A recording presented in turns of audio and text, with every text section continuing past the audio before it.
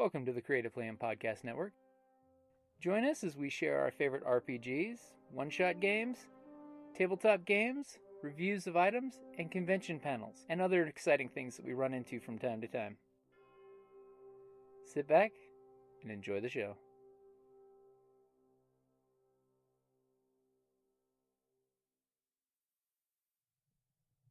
Ravensdale Publishing presents Villains and Henchmen.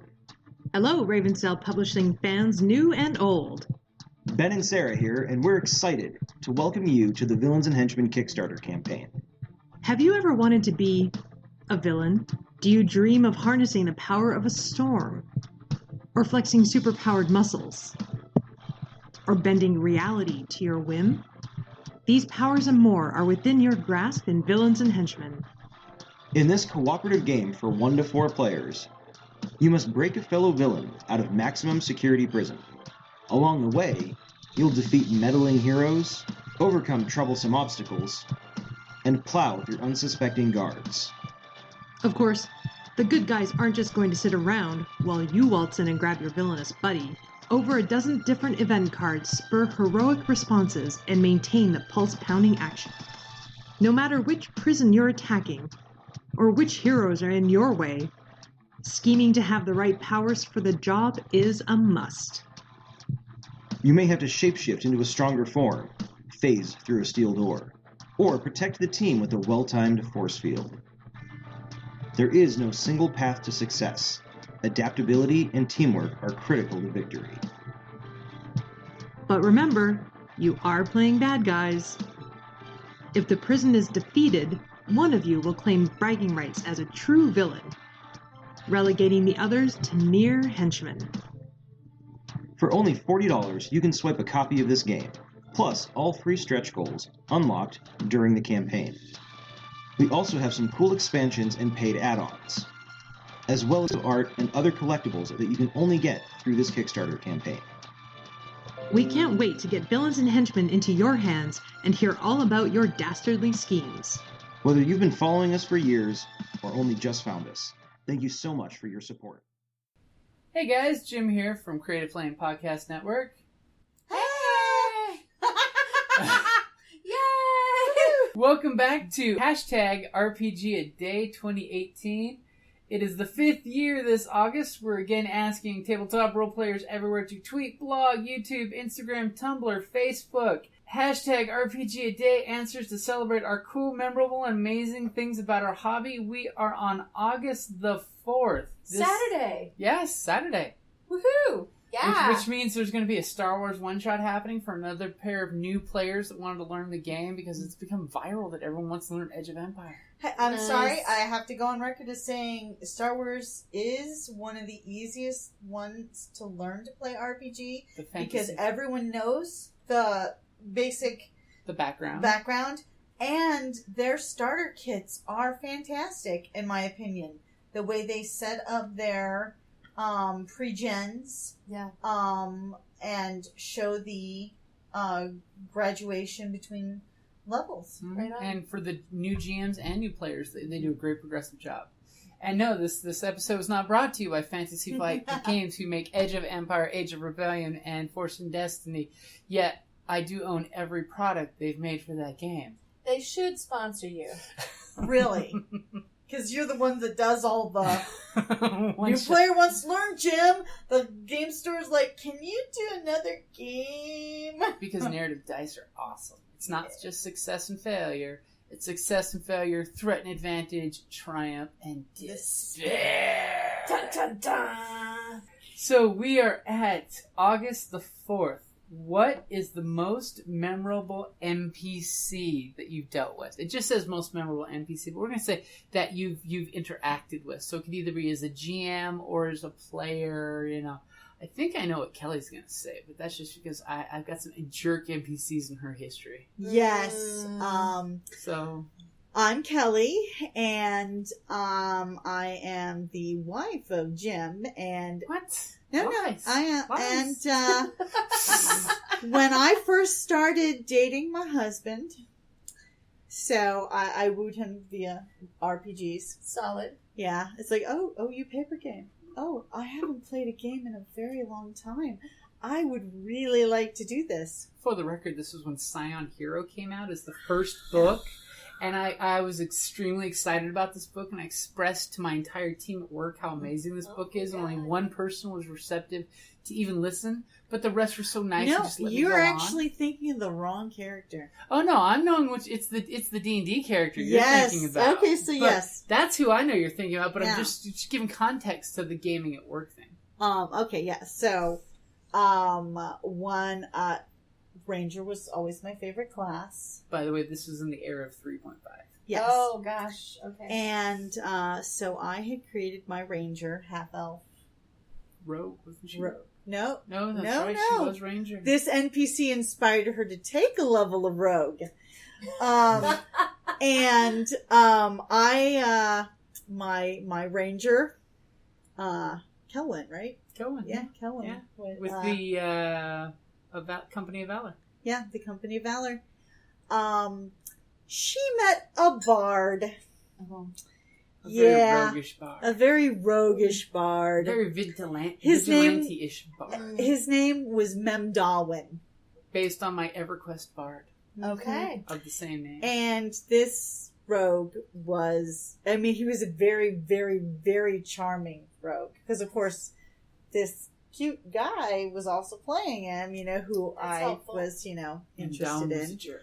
And he was that really charming jerk. Rapscallion. Yeah, he was. He epitomized a rapscallion. His notes on the character sheet were NPC rapscallion. Yes. And so when my character and his character met, he literally went out of his way to, making my life difficult, but in a very charming way. It didn't hurt that she rolled a bunch of ones. Every time she tried to hit him, she rolled a one. Exactly. But the funny thing was that every time I would do it, I'm like, oh, I'm going to hit him. It's like, and Jim would laugh and go, you're going to roll a one. And then I would roll a one. Oh. It was very frustrating. And at one point, the character was being obnoxious in his charming, roguish, rakish way. He was just punched by Duncan's fighter. Mm-hmm. So, of course, because he insulted me. Yes. Oh, Duncan. I loved Duncan right there. I was like, Duncan. oh my God, that's awesome. He defended my honor. And without even being asked, it was great. Duncan is without amazing. flinching, he just punches him in the face. But then, Amazing. shortly after, we're trying to get into this dungeon, so to speak, and I find secret door, or he finds a secret door, because of course, we needed a rogue. The group botched the search 5 Yeah. times, so I had to throw him a freaking bone. Yeah. God. So, and now this secret door, and it's a staircase leading down, and of course the rogue. Secret pirate cove. Yes. Okay, the bard starts in on me again in his charming, roguish, He was rakish twisting way. my knife. But you know my husband. I do. And so my character, I'm like, I am gonna hit him. And Jim's like, haha, you're gonna roll a one. And sure enough, I rolled a one. So then, because I rolled a one, On a my spiral character staircase. proceeded to fall down the stairs till I hit the bottom. And of to course, the secret smuggler pirate cove. yeah, basically alerting everyone here that, oh, hey, look, interlopers. Don't mind me. But then I did it again because he's making fun of me for his character The and NPC. himself laughing. Purely, I was in character. He Purely was in character. purely in character. Air quotes. There's a lot of similarities between Memdalwin and my husband. I just have to say.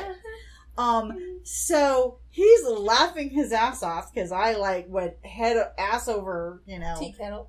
So I try to hit him again, and he goes, I bet you roll a one again. This is why I get yelled at when I throw those. And that's why phrases he's out. never allowed to touch my dice. Uh-huh.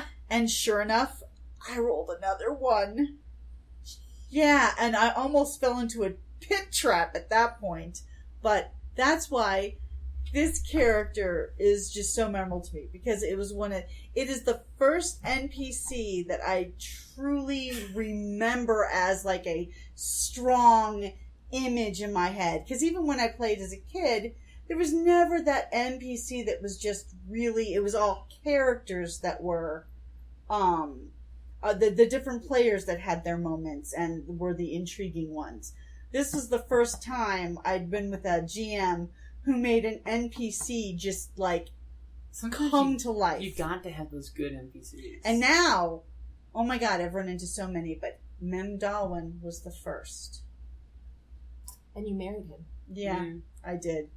What the hell was I thinking? I know, girl. You seem to have had fun, though. Yeah, well, I'd do it again, so, yeah. Yeah, I watched out you'll roll a 1. No, a 1-0, because 10-year anniversary! So, I've been thinking about... Oh, I'm sorry. Let me back up. This is Jocelynne. Hey! Hey, Jocelynne. I can't speak English. Words. I've had a lot of rum. I play Madame Askew at a lot of conventions around the United States and Canada. You can find me on Facebook, Instagram, and Twitter at Madame Askew, and on my Patreon as well at Madame Askew. And I'm a costumer, a performer, and an avid RPG gamer.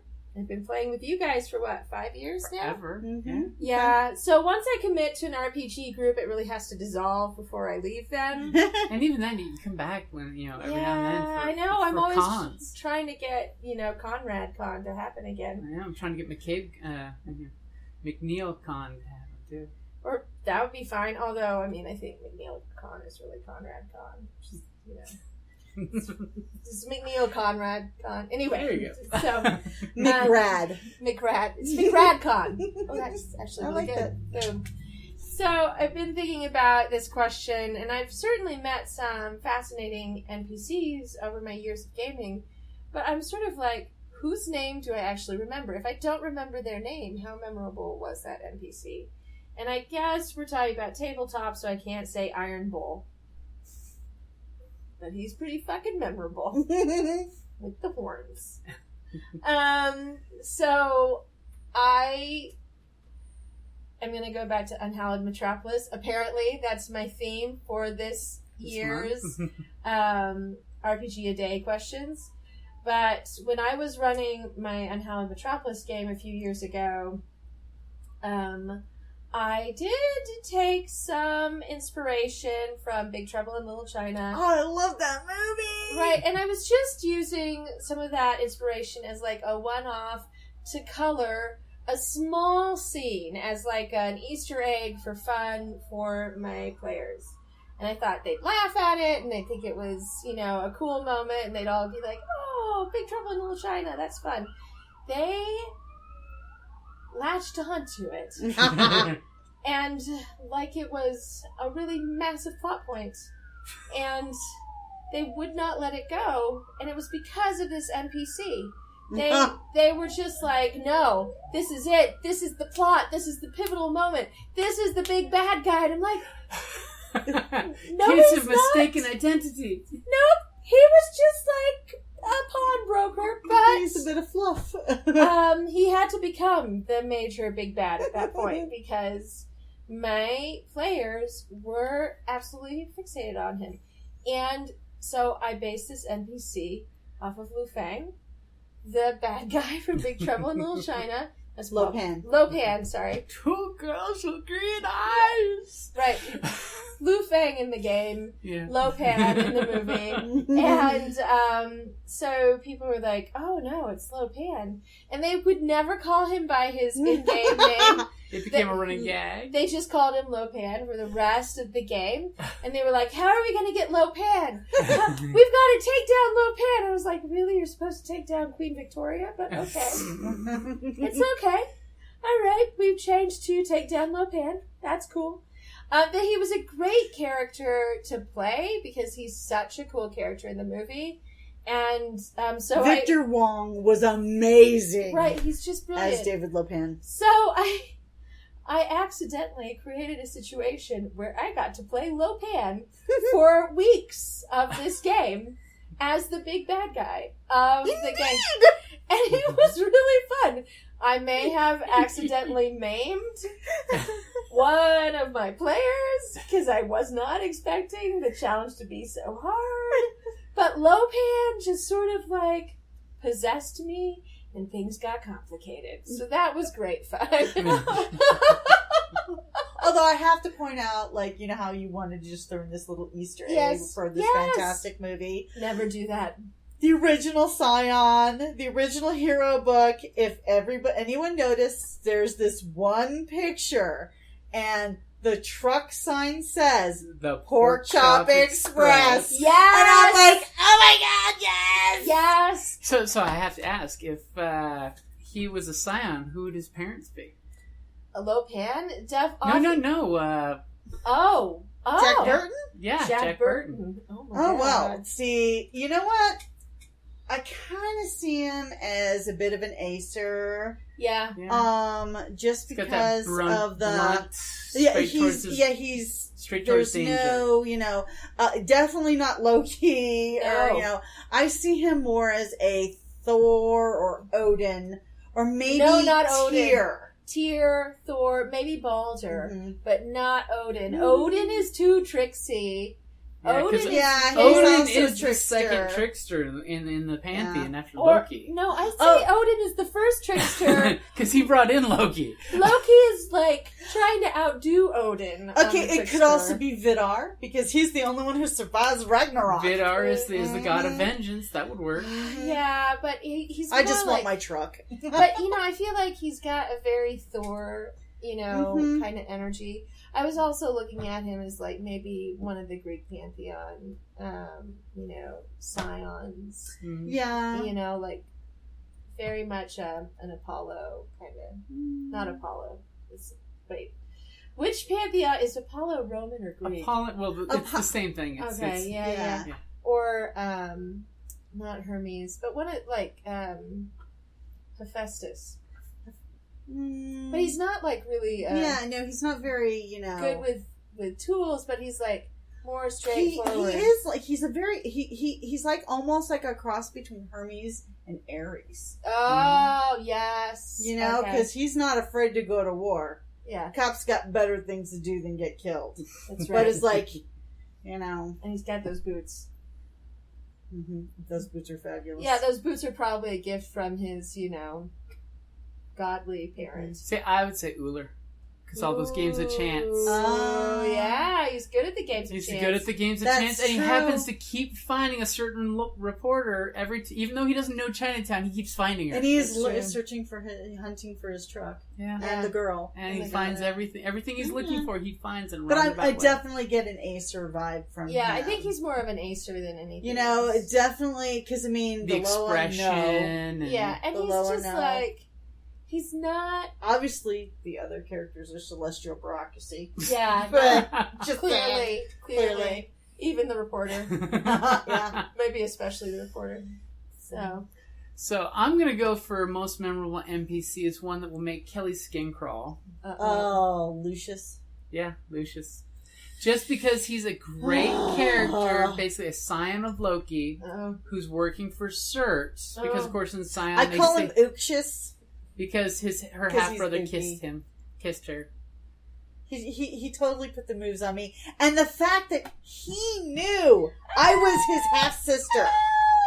That's why it's Uki. But you didn't steal the ring he was there for. You didn't know he was there for it. I didn't know at the time. Totally, I had no clue. Totally a Loki family circle thing. Well, there's a lot of incest in the old myths. Yeah. Yes. I mean, Loki even took one for the team. On all four legs. Yeah. So many times. Oh, Loki. Yeah. So I would say Lucius because the Scion group would immediately assume anyone there against them was working for Lucius or Lucius in disguise. Until the one time on that cruise when Lucius saved all your asses, when you got people killed. And he actually took I ain't got nobody killed. He took the place of the captain of this Norwegian Viking river cruise. They got the captain killed. So he shapeshifted into the captain, because if the captain was dead, the boat would be stopped. And it wouldn't end up in Budapest, where he needed the group to go to. Because he still did jobs for Loki, even though he was now forced to work for Surt, because Surt had him tattooed and had a fire giant following him around, making sure he behaved. Were you going to Buda or Pest? Budapest. Well, we were visiting both, but the hotel was on the Pest side, I think. Mm-hmm. It's that grand Victorian hotel that's still there. We used a real world place. Nice. We actually used a real world Viking cruise, too. Yeah, the itinerary, the whole thing. That's we cool. just sculpted the interactions based stuff. Like, so we'd go to these ruins and we would run into different mythological creatures and stuff. Sandy broke up with her 2 boyfriends. So that was just great. One of them stole a relic from one of the churches that's actually on the itinerary to visit and hid it in her room. So they had this whole, Inspector Gusteau moment where the thing is found and Clouseau. And I had to try and basically, I used my psychopomp to basically hide the chalice so that she wouldn't get caught. And of course, Lucius catches me. So now he's got some dirt on me, that could totally stop the thing. And all of this is taking place on Carrie's honeymoon.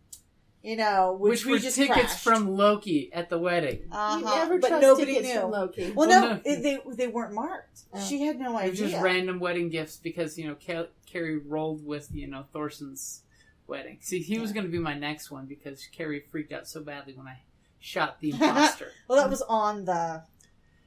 15 minutes of her screaming. I edited it down to a very quiet 15 seconds. To be fair, she did... Well, she had this rule. It's like she okay, had the fine. Rule. I didn't as have the long rule. as under no condition does anything happen to my husband or my kids. And so, to her mind, he broke the rule. And she's like, no, because of course she, And the girls don't say they're lawful. I mean, I'm just going to throw out... It's called transference. You fucked with her. I do have to throw out that I never expect my GM to hold any character sacred. Although I do prefer if they don't go around murdering children or kicking puppies. Because that kind of ruins the points, because at that point your players will be so burned out they will not befriend anyone. They will shoot every tavern owner. They will shoot any Ponzo order because they won't respect them as characters because they know they're being used against them constantly. Yeah. So. And you got to use it at the right moment. Yeah. Yeah, but between Lucius, this NPC, and Loki, another NPC, even though it was her father, she's broken now. Because Lucius, I play Lucius as he's forced to do bad things because he's a bad cop from New York. So think about a scion of Loki who's a bad cop from New York. And his name's Lucius. Yeah. He's fucked. Yeah. Yeah. And unfortunately, Surt's literally got his hand in his pocket, so to speak. Mm-hmm. So I just thought him up as an interesting, fun character. But it has progressed so much more from his original intention. And completely unintentionally, it has utterly changed the direction of my character. Yeah. Between Lucius, Loki, and the dwarf. It's, She's broken. She'll get fixed eventually. Or she's got a great female empowerment story that she doesn't need a man to be fulfilled. She didn't need a man before to be fulfilled. But it was the act of betrayal. But because of all of this, basically she's interpreting that Ragnarok is her fault. Because every task that she was set upon in an effort to stop Ragnarok has failed. And basically she herself is blaming, she's blaming herself. Exactly. But and she is pissed the fuck off because to her mind, the betrayal of her father, as she sees it, whereas he doesn't see it that way. Well, the betrayal of the dwarf and the betrayal of a sibling I mean, she already had trust issues beforehand. She is... And that's why he's a great NPC. Yeah.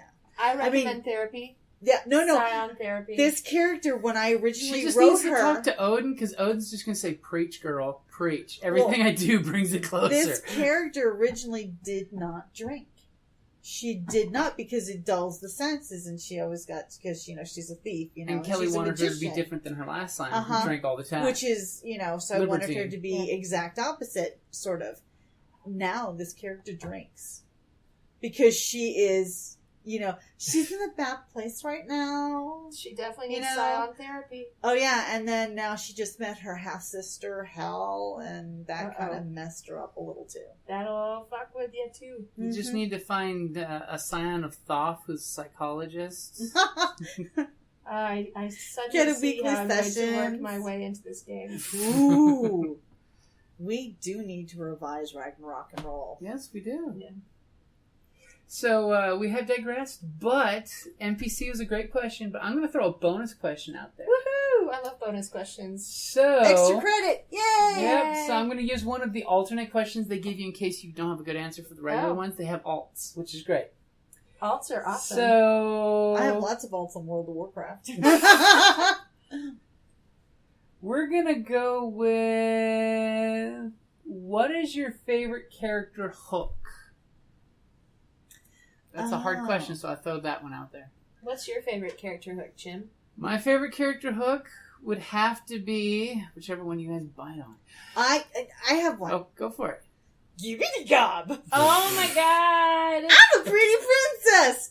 Tilda, when she got asked the elf mage, tell me how you say yes, master in Goblin.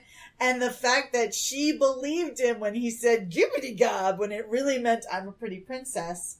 So now it's this running hook with her. Yeah. I just get a kick out of it. Oh my god. Yeah. I love that one. It's a hoot. It's a great running in joke, too. That's mine.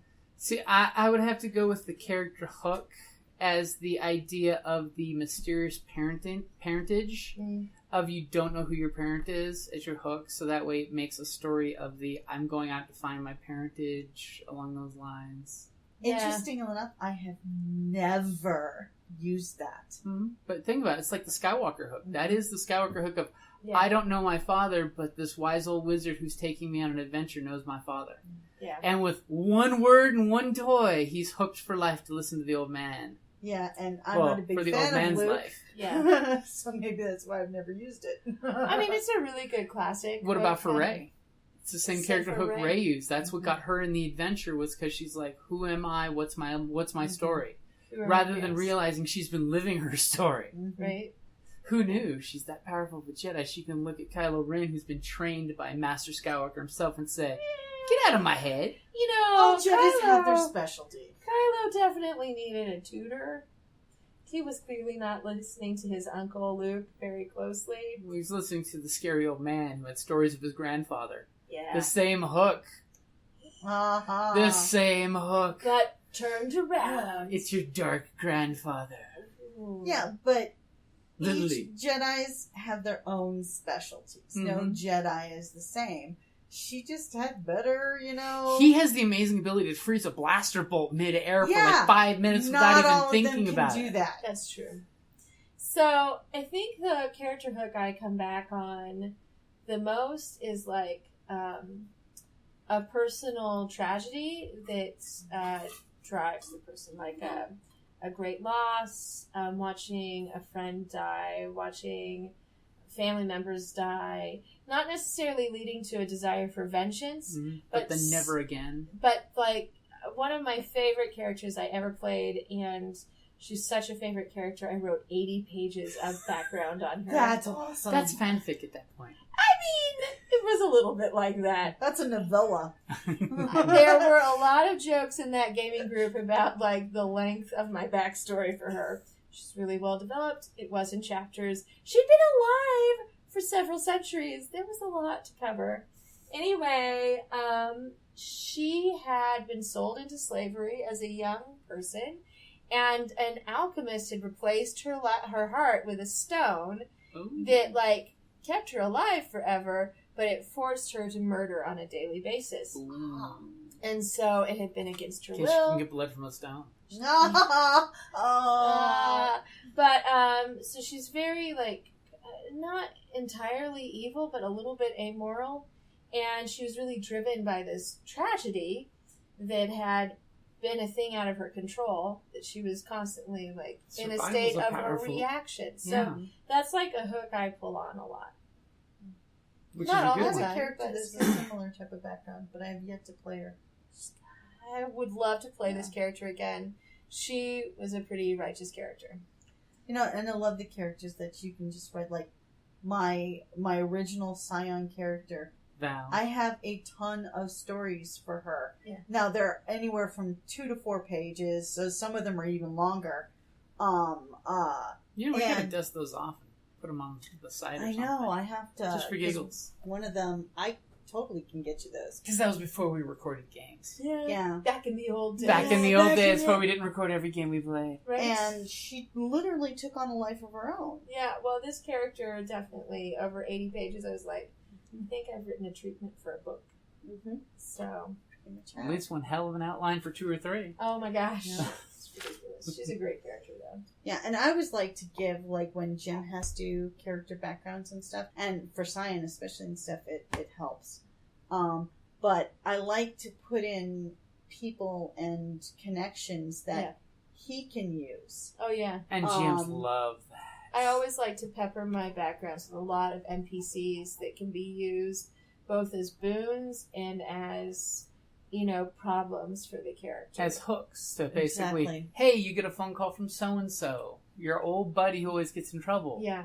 Which then, by the way, GMs out there, goes back to the don't burn your NPCs, because your players will then be afraid to have those NPCs as loose threads. Yeah, well, or you want your NPCs, if you're going to destroy one, it should be for high stakes. Mm-hmm. You Really know. valuable. They're in trouble and they want to meet you at a diner and you show up and they get gunned down in the parking lot. That's a good way to burn one, because now you have the vengeance. The story hook has been dropped. The gauntlet is tossed, and you now know they need to get into action. Yeah. Yeah. It's good.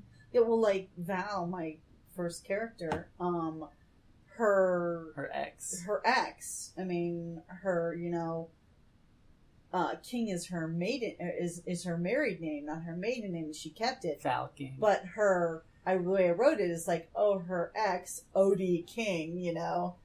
Leader like of this, the Ravens. You know, Biker gang. you know.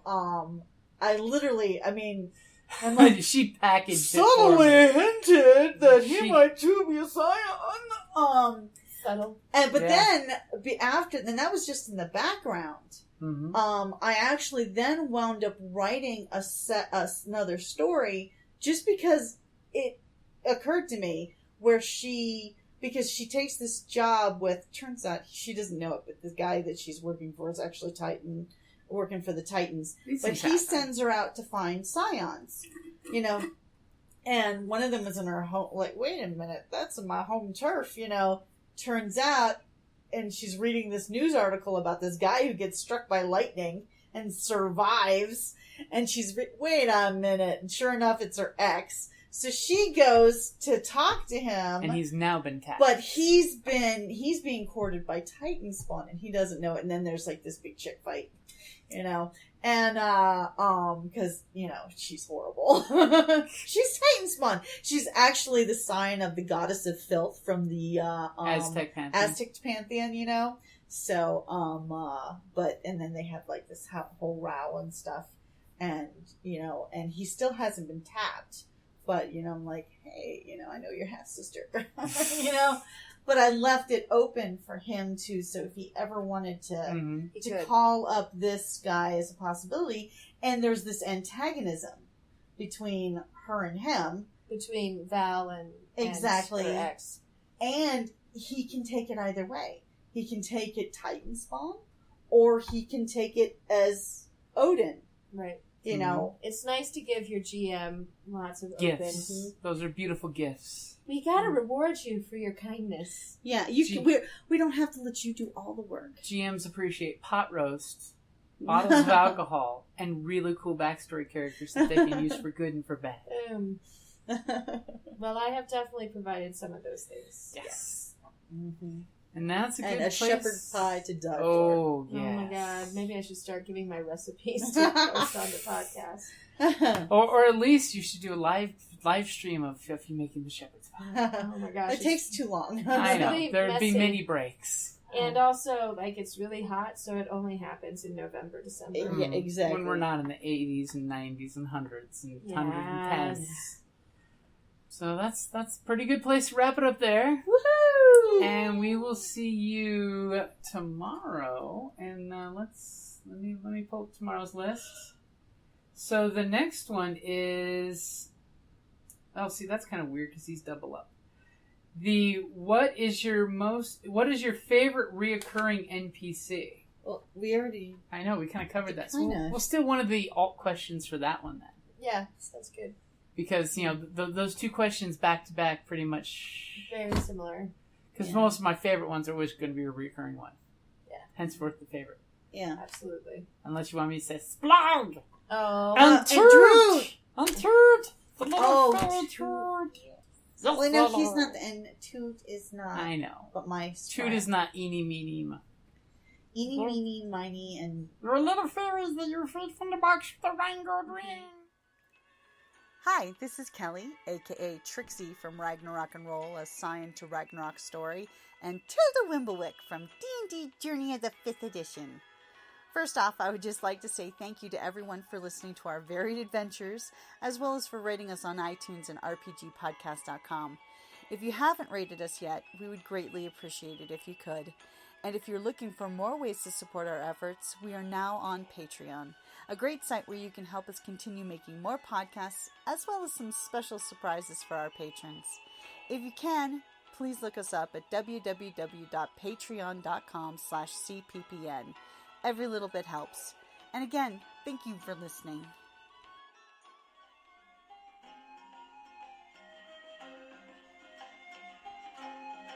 Thank you for listening to the Creative Play and Podcast Network. And feel free to enjoy our other shows, such as D&D Journey of the 5th Edition and Scion Ragnarok and Roll, a Scion hero to Ragnarok story.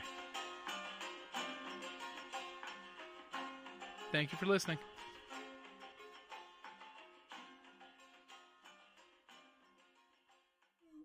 A good recurring one would be Morius. Oh, he was a great... Yeah, it's the funnest, coolest imp around. He was pretty righteous. As like him. reoccurring NPCs go. But we'll talk about that tomorrow. Yes. All right, guys. Thank you for listening. Cheers. Remember, Bye. share hashtag RPGaDay2018. Yeah.